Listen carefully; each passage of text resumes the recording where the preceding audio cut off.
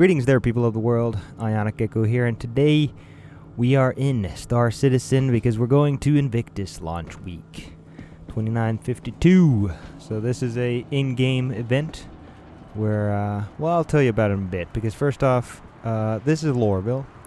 This is a shithole, a dump, where I like to spawn, because this is my favorite place currently in the Star Citizen verse, where they, dump sewage on top of people. You can see this pipe here, and you can see a bunch of just shit flying out and falling onto the city below. I'm actually doing this recording after the fact. I was recording originally, but I lost that audio. Basically had the wrong settings. This is my character right now. Just have a bunch of heavy armor on, and yeah, we're just gonna take a stroll over to the train station so we can catch this train, get to the spaceport, get in my ship. Then we have to jump from this planet, quantum jump, and head to Crusader, which is where this year's Invictus Launch Week is being celebrated. So Invictus, just a in-game event where, honestly, it's a ship showcase, but it's a military focused event. So a bunch of military ships that they have on display. Lasts about a week, just over, and each 2 days, basically, we have different manufacturers being shown off, and their ships being showcased. So this first day is going to be Anvil Day. Anvil Aerospace. That's one of my favorite manufacturers. Not quite. I love Drake. Nothing can beat Drake for me, but Anvil's definitely my second favorite, just for what the ships they make. A bunch of cool military combat vessels. But yeah, hopping on the train, and got another player running in at the same time here. But yeah, what you have to obviously do, Star Citizen, they're making a fully physicalized world, simulated universe. So you gotta, take train rides over where you need to go from, your habitation, to the spaceport, where you can take out your ship from the hangar, take off, fly off the planet. Everything without loading screens. I'm just gonna be doing some quick cuts here, so we don't have to experience the entire journey. It is long. I mean, doing this jump from this planet over to Crusader, that's I don't know, it depends on your ship, because different quantum drives have different speeds that they fly through space. So it could take anywhere from 5 minutes or 2-3 minutes to 15 or more minutes. But this is my Drake Cutlass Black, my personal ship. I love it. The first ship I bought with actual money, and I only own, not to say I've bought a lot, I only purchased 3 ships, and technically a 4th one on a second account that I got, but all of them relatively cheap. This is one of the most expensive ones, because this was 100 euros or something, $100, whatever. Forget what I paid for it, but definitely not too expensive. Recently I did purchase some more, but I'll get into that in a later video, because I want to document all the different days here in Invictus, and you'll see just what it's like and what the game's like. And if you watch any other YouTuber content creators that make Star Citizen videos, I'm sure they have way more coherent explanations of the game. This is really just a kind of run and gun sort of thing that I was like, I'm just going to try and do this just for fun. But yeah, taking off out of Hurston, it's nighttime. The camera controls, I need to figure out why they don't lock in place. They used to do that. It's really freaking. But yep, taking off the planet. Obviously, you need to head to QT altitude, so a high enough altitude in atmosphere where you can engage your quantum drive, jump out, basically just warp drive and all that. But the game itself, beautiful. There's no game like this right now. They just added volumetric clouds to Hurston, so they're dirty, soot filled, they're dirt, grimy, and real nasty, because the lore behind the planet is a company purchased this, and they are a weapons manufacturer, and they just tested all their antimatter and all their deadly weapons here, and destroyed the entire biosphere, and so the clouds and everything's really shitty and grimy. And the corporation itself, very, very Blade Runner-esque, even with the building there. It's a cool planet. If I'll make more videos, I'll get into the lore and stuff. This is, again, mainly just for Invictus. We're going to check out the ships and stuff. So this is me jumping away. Now you can see that's already the planet where we are, but I need to line up to Crusader, and then we'll proceed to jump that way.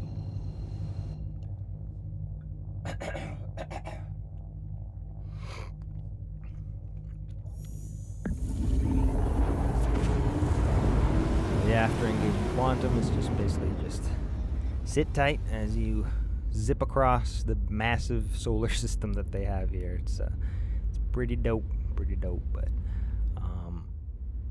yeah, as we come in, approach the planet, you'll see this is a gas giant. This is also fully physicalized now. This used to just be a an image in space, but they just last year made it real. So this, I think this is the only fully realized like a gas giant with volumetric clouds in video games, at least at this level of detail. I mean, Star Citizen is ahead of the curve in terms of their planet tech. No one else has even come close, really. Like with the level of fidelity and the beautiful nature of all of this, it's very cool. But yeah, we're jumping in. Then we gotta find Orison. That's the basically Cloud City, because this is a gas giant. There's no surface that you can access, so you gotta line up, jump to Orison, which is a old dockyard for Navy vessels, but another company purchased this entire planet and now use these dockyards, these floating platforms, to make their own ships, and they have a very cool city in the clouds, very high end, very like how would I describe it? Like beautiful and all about the luxurious nature of their place here. Yeah, you can see this. We're jumping all around the planet. It takes forever because it's massive. These aren't one-to-one. Planets are one-to-one scale, so I think planets are something like 1/10 in terms of real-world equivalent, or 1/6. I forget which. I thought they were 1/6, and then the moons themselves are like 1/4, or it might have been planets are 1/10, moons are 1/6. Hard to say, but they're massive. Like a planet that we just left, Hurston, can have the equivalent square mileage of something like a country like Russia in our actual world. So like it's big. But yeah, so now we're high up in the atmosphere. Got to fly all the way down to those little platforms, basically these artificial structures, and it takes a minute to fly all the way down. So we'll just skip that trip. But yeah, this is Orison coming in through the clouds. That the moisture level or cloud layer with the moisture on the glass. So this it's been terraformed, or like the atmosphere at this altitude is breathable. In lore, this place is orbiting, but scientifically speaking, I went ahead and checked because I was quite certain myself, but I just wanted to be extra sure. You can't have something like this orbiting in the traditional sense of like orbiting around a planet at this altitude where you have it in an atmosphere that is breathable. This place would be torn to shreds, if it was actually going at orbital speed. But it's a game. It doesn't matter. It's cool. I like it, but anyone arguing its scientific accuracy, it really just needs to read a book on physics or play Kerbal Space Program, because that's really the best teacher.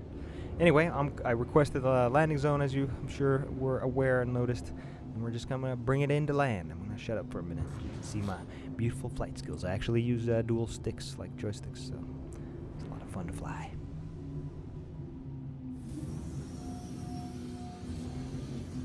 Landing gear.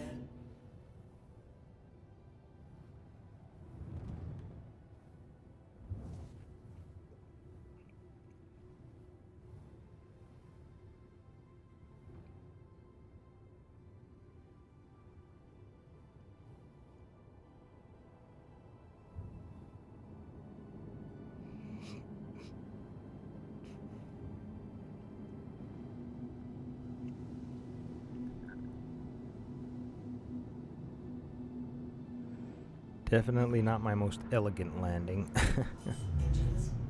But, and what I've done is I've set up external cameras, which you can do So helps me land, but obviously you could just try and landing directly from the cockpit if you want to be fully immersed. But some of the bigger ships, the massive ones, are very tricky to land into these like smaller hangars. Not like this is like one of the. I think this is a small hangar, the smallest hangar here. Obviously, there are bigger hangars for bigger ships, but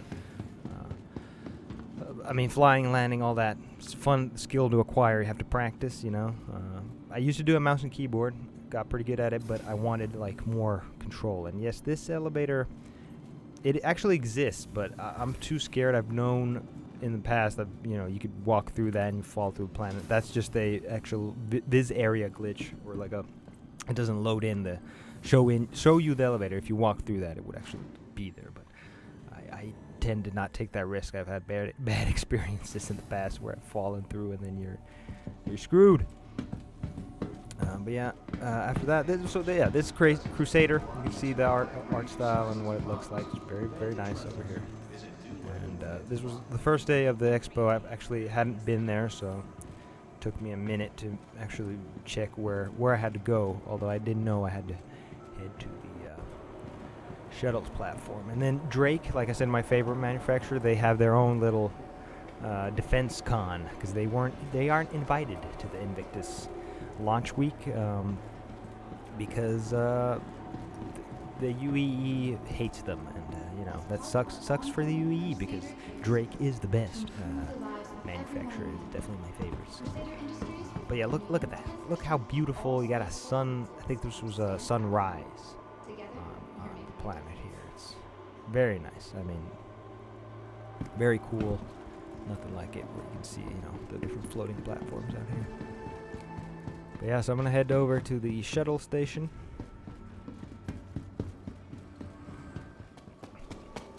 And then this is a new stop, so Vision Center. This wasn't actually here before. They just added it for this patch when they added the Vision Center platform. And so we gotta catch a shuttle here and get on over there.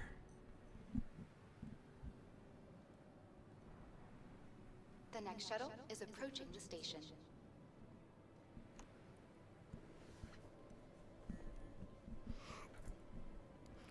Just as we caught the train in Lorville, now we're taking a shuttle craft over to where we need to go. And this is the time-consuming part, but honestly, it makes you appreciate the effort that has been done to build and craft these worlds, these environments, these landing zones, and it slows you down. This isn't a game where you're gonna just be running and gunning like 24/7. You have to take breaks, pause, take breathers, and be like, okay, I need to go get supplies or head over to somewhere else, depending on what you want to do.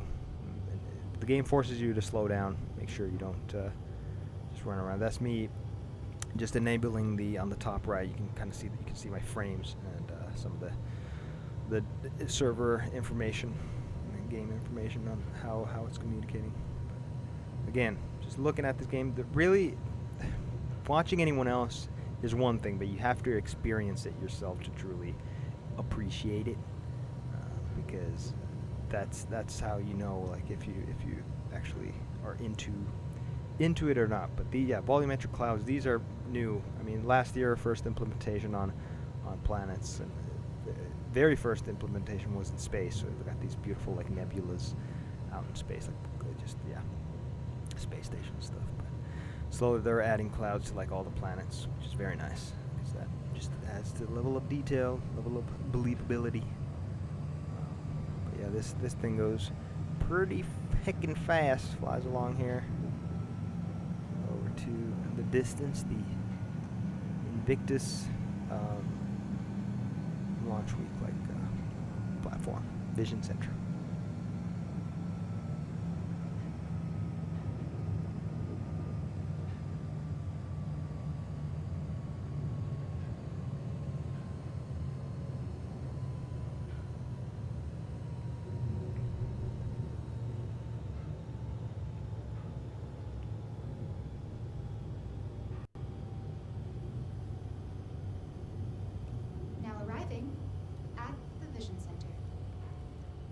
Approaching next station. If this is your stop, As please we prepare come in to and dismount. approach, the lore behind Invictus is that it was how they got people to join the military during the first Tevaran War. And yeah, they just added those shaders. You can see like windows. Those aren't actually, there aren't any rooms there. They're just shadered that makes it look like there's a room. Just a small detail that was added just recently. But yeah, during the first Tevaran War, Invictus, it was a ship that went around and recruited people all over the various systems at the time to fight the Tevaran, the bird people. We kicked their ass, obviously. So this is the entrance. Let's get on in here. You can see UEE Navy personnel and all the decoration stuff. Pretty sweet. A statue here. It's like a hey photo opportunity. Take your picture and stand here. I'm sure everyone has experienced these types of things when going in different like celebrations or events where they have like stuff like this. This was just me messing around with the camera trying to get a decent shot. Although I've left on the top right, like I said, I've left the debug information. But yeah, you get in an elevator, head down to the show floor. And they have the event schedule on the elevator. So today it was the 20th, I think, when I recorded this. And Please it's Animal consult Day. our maps to take advantage So of here, all we'll the listen to exhibits this this dude. year's Invictus has to offer. Be sure to check back every day to see the full lineup of ships and technology now available to the UEE Navy. The Navy would like to thank our private and corporate partners for making this year's Invictus the best yet. The UEE Navy. United in purpose. Hello and welcome to the Invictus Expo. UEE Navy. So that's the Javelin on the left there, and then the F-7A. Invictus Launch See those not only on marks Aegis the Day, graduation of the latest class of starmen and pilots entering service into the UEE Navy. But yeah, going in with heavy armor wasn't necessarily the smartest thing because with heavy armor, if you want to sprint and run, you run out of breath pretty quick. So, way better to be using like light armor or just civilian like clothes because it's way smarter. And it's another player over there. And here, so the first ship you can even see there is the Carrack. It's the Carrack over there, and Indy, I can't believe you actually sold that or you swapped the Carrack and switched to a Redeemer because that was. I don't know what the reasoning was there. I mean, I get it, big guns on a Redeemer, it's cool, but I'm gonna go take a look at the Carrack here. You'll see the interior, and personally, I think it's a much better ship to have like long term because it's a ship you can live out of. People call it the Serenity of Star Citizen. Now this is the Arrow. This is a ship that I've purchased in the game. I really like it. It's really cool. I mean, it's like a modern jet fighter almost, but just a sci-fi a bit. But it's a lot of fun. It's very fast, very nimble. It's made out of paper though. Like it cannot take much punishment. It'll blow up. But it's fun to fly. That's definitely for sure. And over there, this is the Pisces. This is the parasite craft or the shuttle craft that goes with the Carrack. You can park it in the top hangar that it has, the Carrack there. Not this bottom one. This is for land vehicles and such. But yeah, let's take a look inside. Because this is a nice ship. I've actually been in one and ran around a bit. But it's very cool ship to like just for daily, well, not necessarily daily use, but just for flying out and versus exploration ship. Got lots of cargo space. All these cargo areas.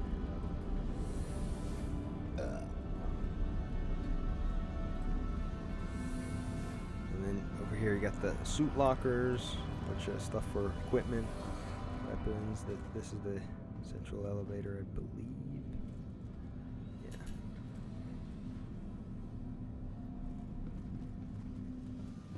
Towards the back here, just the aft turret. Just hopping in there if you want to shoot.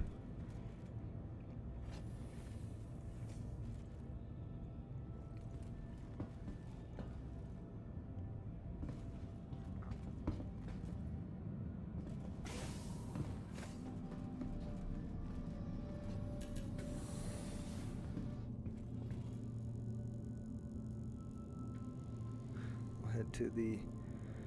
We're on the subdeck, so to habitation. This is very cool. This is the, I believe the med bay is over there. So it has a full medical bed and everything. If you get injured and stuff, you can heal yourself here. Get revived if you go like down. It's pretty cool. Even now you can respawn there, but that's very likely to change in the future, or the possibility of changing anyway. Then you have the living quarters, recreation. We head up to the technical deck. That's where the upper bridge and the shuttle hangar is. Hangar's on the left. That's the hangar right there. So you can park that Pisces and several other ships that whatever fits in there, you can fly it around. It's pretty sweet. The drone room. Oh yeah, that's really interesting. Like sparks flying out of this thing. Someone's got to fix that. I think this is the drone controller room. Yeah, drone repair bay. That's definitely drone storage and usage. Stuff that hasn't been implemented yet. That's just the way it goes with Star Citizen. So this is the upper bridge. You can fly the ship from here, but the actual pilot's chair and stuff is down here. So it has an awesome view. That front window is massive. But yeah, that's the Carrack. Very cool ship, in my opinion. I like it a lot. I can dig it, and that's why I'm like, Indy, why'd you get that up? But yeah, from the Carrack, we'll move on to the Hawk. This is a ship I definitely want to fly. It's is that a light fighter, medium fighter? I forget, but bounty hunting ship. You can transport bounties with that. It has an external bay in the back. You can see it. This is the Terrapin scanning ship. It looks like a turtle. Space turtle.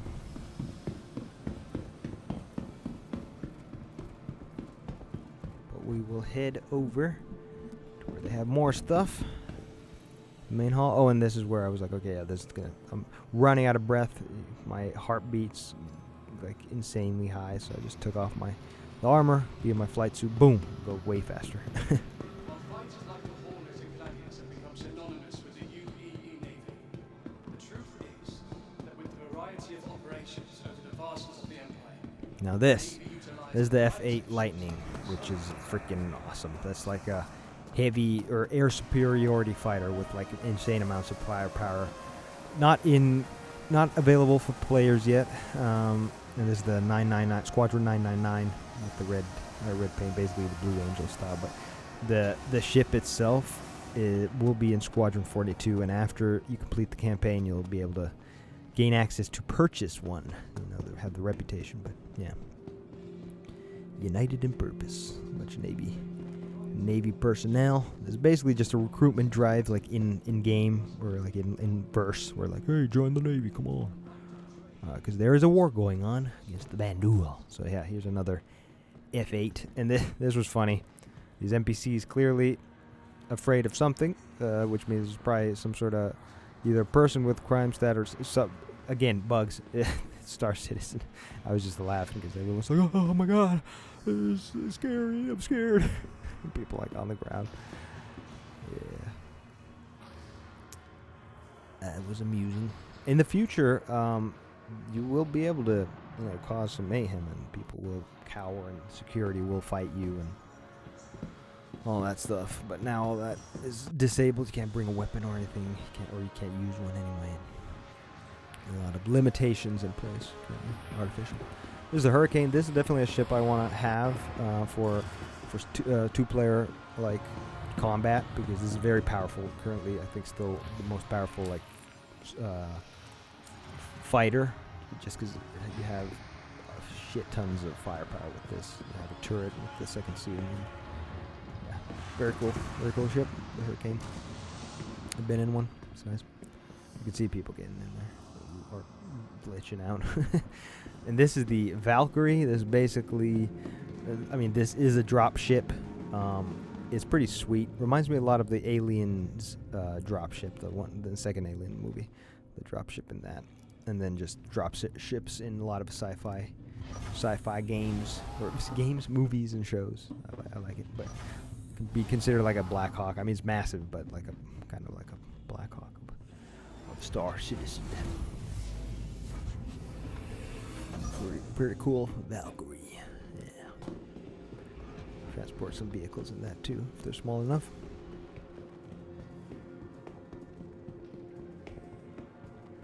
And then over here, these are the Hornets. So this is the F7C Hornet. This is what you can own right now.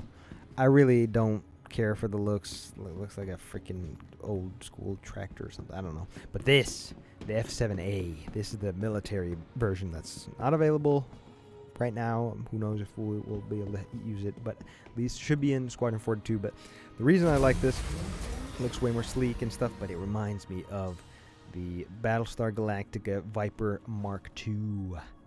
It just, I dig the style because it reminds me of that. I would love to have one, love to fly one, love to try it, but alas, not right now anyway. People have stolen these. People stole the F8 and the F7 way back when Invictus first was launched. People like, you know, there was NPCs flying around, so they like glitched them and killed them and stole the ships, which is hilarious. Pretty sure you can find those videos on somewhere on YouTube. But I dig the F7A. Definitely cool one. Then we'll move on to some of the final ships here.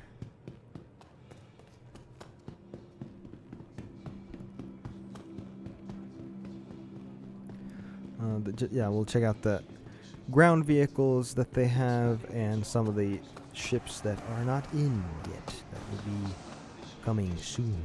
TM.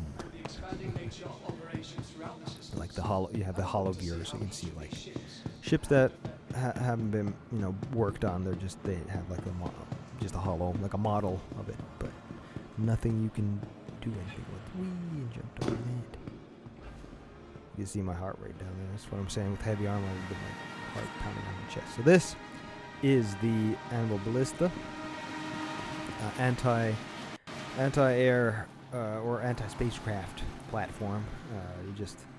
You blow shit out of the sky. I play with a streamer, and I witnessed firsthand when this he killed a fighter with one of those freaking torpedoes, missiles of this. But very, very powerful anti-ship platform. And yes, over here, the hollow viewers. So this is the Liberator. This is a relatively new concept. Was shown off, first debuted last November during IAE.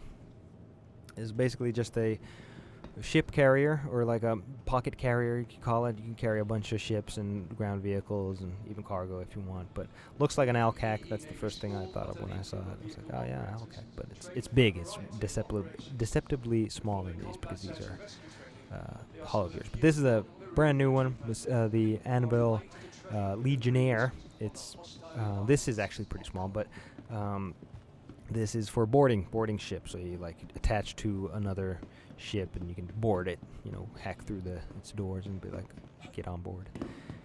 This is the Anvil Crucible. This is a repair ship, fully repair. I think rearm and refueling. I think all that in this, but it's basically a toolbox. That's what this is called. Flying toolboxes is what it's referred to as. These are all not anywhere near inside. Who knows what they could be coming. The Legionnaire we might see next year. We'll see. And then I think lastly here was the Anvil Spartan. So this is on the same like platform as the Ballista. It's called the Atlas platform, and this is the APC. So you can troop transport. Not really much to do right now with these ground vehicles, because there isn't much ground gameplay. But eventually, of course, you'll probably want one. But yeah, nothing special about this. You just carry people around.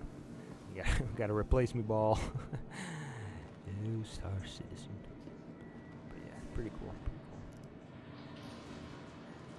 I think I turned the lights off. I meant to. Trying to open this door, but a lot of times these buttons like freak the fuck out of me. There it goes.